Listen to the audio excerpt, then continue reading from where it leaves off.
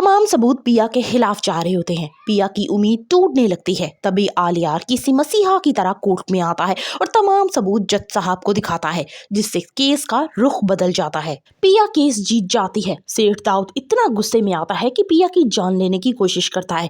जैसे ही गोली चलाता है, आलियार उसके सामने आ जाता है। पिया को लगने वाली गोली आलियार को लग जाती है और वो वहीं खून में लथपथ हो जाता है। कोर्ट में पिया पे लगने वाले हर इल्जाम पे असलम अंदर से टूट जाता है। अब वो सोचता है कि क्यों ना मैं केस वापस ले लूं। सावल पिया और असलम को तसल्ली देता है कि हर सूरत में वो उनके साथ है और जो पन पड़ा वो उन दोनों के लिए लाजमी करेगा। आलियार अपने बाप के खिलाफ जाकर इस दफा पिया का साथ देता है और मोहब्बत का सबूत देगा। आलियार खुद भी अपने बाप के खिलाफ अब सबूत इकट्ठे कर रहा है। वो सच की जीत चाहता है, इसलिए जानना चाहता है कि क्या वाकई उसका बाप ही मूसा है।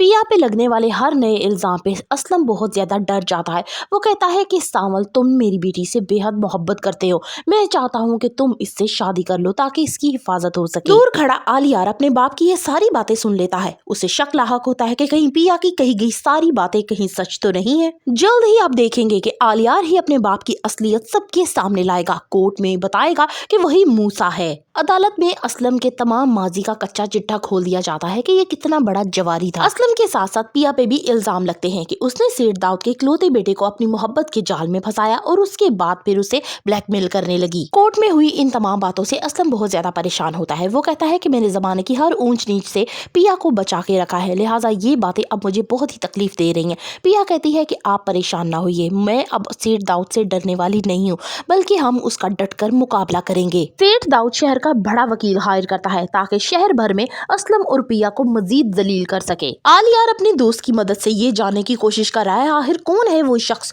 जो असलम और पिया के पीछे यूं हाथ धोकर पड़ चुका है, लेकिन उसे जल्द ही ये मालूम हो जाएगा कि ये सारा कुछ करने वाला कोई और नहीं बल्कि उसका अपना बाप है। और उसे ये भी मालूम हो जाएगा कि पिया जिस मूसा के बारे में बात करती है वो कोई और नहीं बल्कि उसका बाप है। उसका बाप शिनाख्त बदल के आ तो चुका है, लेकिन अभी भी वो अंदर से बिल्कुल वैसा ही है। सावल पिया को तसल्ली देते हुए कहता है कि अब चाहे कुछ भी हो जाए, मैं हर सूरत आपके साथ हूँ, इसलिए आपने घबराना नहीं है। फाइनली पिया केस जीत जाएगी। मूसा का सच सबके सामने आ जाएगा और मूसा को कोर्ट सजा दे देगी। यहाँ पे मूसा इतना गुस्से में आ जाएगा कि वो पिया की जान लेने की कोशिश करेगा। उसी चक्कर में उसका बेटा आलियार पिया के सामने आ जाएगा और सेठ दाऊद की चलाई हुई गोली सीधा आलियार को लगेगी। आलियार वहीं मर जाता है और सेठ दाऊद यूं अपने आप को पुलिस के हवाले कर देता है।